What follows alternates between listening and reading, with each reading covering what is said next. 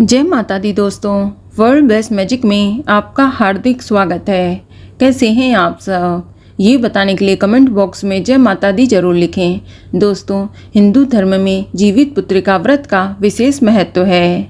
इसे लोग बड़ी श्रद्धा और विश्वास के साथ मनाते हैं। जीवित पुत्रिका व्रत स्त्रियों द्वारा संतान की मंगल कामना के लिए किया जाता है। दोस्तों, जीवित पुत्रिका व्रत का अर्थ है जीवित पुत्र के लिए रखा जाने वाला व्रत। आपको बता दें कि ये व्रत सभी सौभाग्यवती स्त्रियां रख सकती हैं जिनको पुत्र होते हैं, और साथ ही जिनके संतान नहीं होती हैं वह भी पुत्र प्राप्ति की कामना के लिए, या फिर जिनके बेटियां हैं वह भी बेटी की लंबी आयु के लिए ये व्रत रख सकती हैं। माताएं अपने बच्चों की अच्छी सेहत की कामना के लिए ये व्रत रखती हैं। दोस्तों, इस व्रत को करने से संतान की आयु लंबी होती है और साथ ही साथ उन्हें अच्छे स्वास्थ्य और संपन्नता का भी आशीर्वाद मिलता है। तो चलिए जान लेते हैं कि साल 2024 में जीवित पुत्रिका का व्रत कब रखा जाएगा। तो आपको बता दें कि जीवित पुत्रिका का व्रत इस साल 24 सितंबर से लेकर 26 सितंबर तक मनाया जाएगा, जिसमें से नहाए खाए 24 सितंबर 2024 दिन मंगलवार को होगा। और जीवित पुत्रिका का व्रत जो कि मुख्य दिन होता है, इस दिन निर्जला व्रत धारण किया जाता है। ये 25 सितंबर 2024 दिन बुधवार को रखा जाएगा। और इस बार अष्टमी तिथि की शुरुआत 24 सितंबर 2024 की दोपहर को 12:38 पर हो जाएगी और अष्टमी तिथि की समाप्ति 25 सितंबर 2024 की दोपहर को 12:10 पर होगी। और बात करें पूजा के शुभ मुहूर्त की, तो जितिया व्रत की पूजा का शुभ मुहूर्त 25 सितंबर को सुबह 10:41 से लेकर दोपहर 12:12 तक रहेगा। और जितिया व्रत का पारण 26 सितंबर 2024 दिन गुरुवार को किया जाएगा। और जितिया व्रत पारण का समय 26 सितंबर को प्रातःकाल सूर्योदय को अर्घ्य देकर किया जाएगा। और 26 सितंबर को सूर्योदय का समय सुबह 6:12 पर रहेगा। तो आप 26 सितंबर को सुबह 6:12 के बाद जितिया व्रत का पारण कर सकते हैं। दोस्तों, हिंदू पंचांग के अनुसार ये व्रत अश्विन माह के कृष्ण पक्ष की सप्तमी तिथि से लेकर नौमी तिथि तक मनाया जाता है। ये त्यौहार 3 दिनों का होता है, जिसमें से पहले दिन को नहाए खाए और दूसरे दिन को निर्जला व्रत यानी जिसे खुर जितिया कहा जाता है। वहीं तीसरे दिन जितिया व्रत का पारण किया जाता है। आपको बता दें कि ये पर्व खासकर बिहार, झारखंड और उत्तर प्रदेश में किया जाता है। इस दिन माताएं दिन भर और रात भर निर्जला यानी बिना पानी का उपवास रखती हैं। तो चलिए सबसे पहले हम जान लेते हैं कि जीवित पुत्रिका व्रत के पहले दिन, जिसे नहाए खाए कहते हैं, इस दिन महिलाएं स्नान करने के बाद एक ही समय भोजन करती हैं और इसके बाद वह पूरा दिन कुछ भी नहीं खाती हैं। दोस्तों, नहाए खाए के दिन क्या होता है कि ये हर जगह की अपनी अपनी मान्यता और परंपरा के अनुसार होता है, लेकिन कुछ जगह इस दिन तिल की पत्ती को पानी में घोलकर उससे सिर के ऊपर से माताएं स्नान करती हैं। ये एक नियम है, लेकिन ये भी हो सकता है कि आपके एरिया की मान्यता कुछ अलग हो। लेकिन मैक्सिमम एरिया में तिल की पत्ती से स्नान करने की प्रक्रिया नहाए खाए वाले दिन की जाती है। इसके अलावा कुछ जगह महिलाएं नहाए खाए के दिन नदी, नहर या तालाब में भी जाकर स्नान करती हैं। और जो महिलाएं बाहर जाके स्नान नहीं कर सकती, तो वह घर पर ही अपने नहाने वाले पानी में गंगा जल में तिल मिलाकर स्नान कर सकती हैं। इसके बाद महिलाएं अपने मन में जीमुत वाहन को याद कर कर व्रत का संकल्प लेती हैं और भगवान जीमुत वाहन से प्रार्थना करती हैं कि उनका व्रत निर्विघ्न पूर्ण हो और उन्हें व्रत का पूरा फल प्राप्त हो। दोस्तों, स्नान करने के बाद माताएं इस दिन विशेष व्यंजन खाती हैं। जो महिलाएं नॉनवेज खाती हैं तो वे मरुआ माछ खाकर अपना व्रत शुरू करती हैं, यानी मरुआ की रोटी और मछली बनाई जाती है। लेकिन वहीं जो महिलाएं सिर्फ वेजिटेरियन हैं यानी शाकाहारी हैं, तो वो झिंगनी यानी सतपुतिया, अरबी, नूनी का साग, मरुआ की रोटी, पुआ, ठेकुआ और झोर बात आदि चीज़ें भोजन में बनाकर खाती हैं। ये भोजन भी आपके स्थायी नियमों के अनुसार हो सकता है और कहीं कहीं नहाए खाए के दिन ये भोजन महिलाएं शाम के टाइम करती हैं, तो कहीं कहीं ये भोजन दिन के समय भी किया जा सकता है। ये आपके ऊपर डिपेंड करता है। कि व्रत को आप किस तरह से रखती आई हैं या आपके घर परिवार के क्या नियम हैं।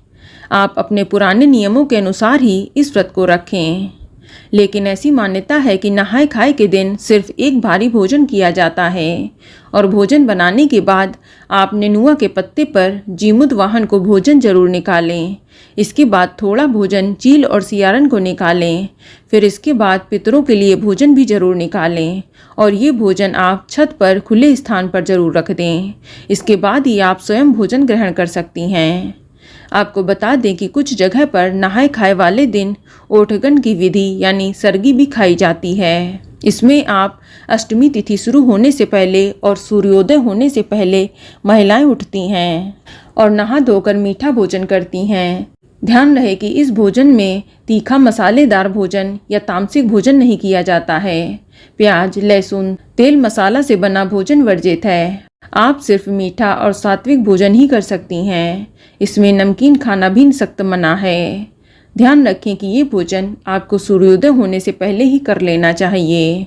इसके बाद सुबह से निर्जला व्रत स्टार्ट हो जाता है। चलिए अब बात करते हैं जीवित पुत्रिका के दूसरे दिन की, जो कि मेन दिन होता है। इस दिन अष्टमी तिथि होती है। इसके अलावा इस दिन निर्जला व्रत रखा जाता है। इसे खुरजितिया के नाम से जानते हैं। दोस्तों, खुरजितिया की पूजा शाम को प्रदोष काल में की जाती है और इस दिन माताएं जीमुत वाहन की पूजा करती हैं। जो महिलाएं जीमुत वाहन की पूजा पूरी श्रद्धा और विश्वास के साथ करती हैं, उनकी संतान को दीर्घायु और हर सुख की प्राप्ति होती है। आप पूजन के लिए जीमुत वाहन की कुसा से निर्मित प्रतिमा बनाएं और इसके साथ ही गाय के गोबर या मिट्टी से चील और सिहारिन की भी प्रतिमा बनाएं। इसके बाद जीमुत वाहन की विधिवत पूजा अर्चना करें। आप जीमुत वाहन को अक्षत रोली अर्पित करें, फूल माला चढ़ाएं, प्रसाद में फल जरूर चढ़ाएं, जिसमें आप खीरा जरूर चढ़ाएं। इसके साथ ही कुछ मीठा भी बनाएं। मीठे में आप चना और बाजरा से बनी चीज़ों का भोग लगा सकती हैं। इसके अलावा सफ़ेद मिठाई का भी भोग लगा सकती हैं या कहीं कहीं पर महुए को पीसकर उसे गेहूं के आटे में मिलाकर पूरी या पुए का भोग लगाया जाता है। इसके बाद धूप दीप जलाएं। इसके साथ ही चील और सियारिन की भी पूजा करें। आप उनके माथे पर लाल सिंदूर का टीका करें। इसके बाद आप एक नेनुआ का पत्ता यानी तरोई का पत्ता ले लें और उसके बाद आपने जो जितिया बनाई है सोने या चांदी की, उसे गंगा जल छिड़ककर शुद्ध कर कर उस पत्ते के ऊपर रख दें और साथ ही मार्केट से जो लाल धागा मिलता है उसे भी उस पत्ते के ऊपर रख दें। फिर इसके बाद आप इसकी भी पूजा करें। आप इस जितिया को और लाल धागे को व्रत पारण के समय अपने गले में धारण करें।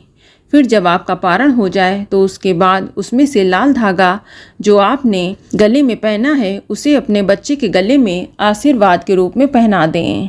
ध्यान रखें कि आपके जितने बच्चे हैं उतने ही लाल धागे पूजा में रखें और ये धागा कम से कम 1 साल तक अपने पास जरूर रखना चाहिए। तत्पश्चात आप जीवित पुत्रिका व्रत की कथा पढ़ें व सुनें। फिर जीमुत वाहन की आरती करके विधिवत पूजा को संपन्न करें।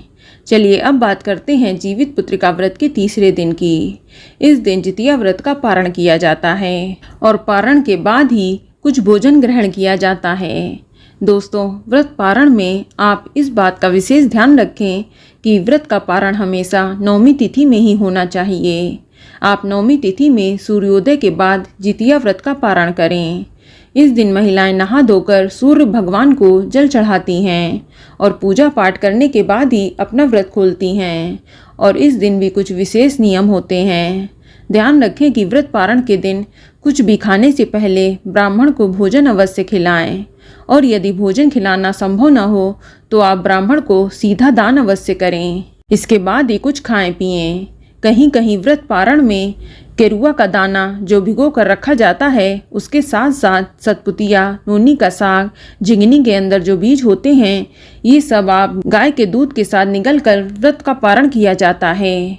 अगर दूध ना मिले तो आप पानी के साथ निगल कर व्रत खोल सकती हैं। इसके बाद ही भोजन ग्रहण किया जाता है।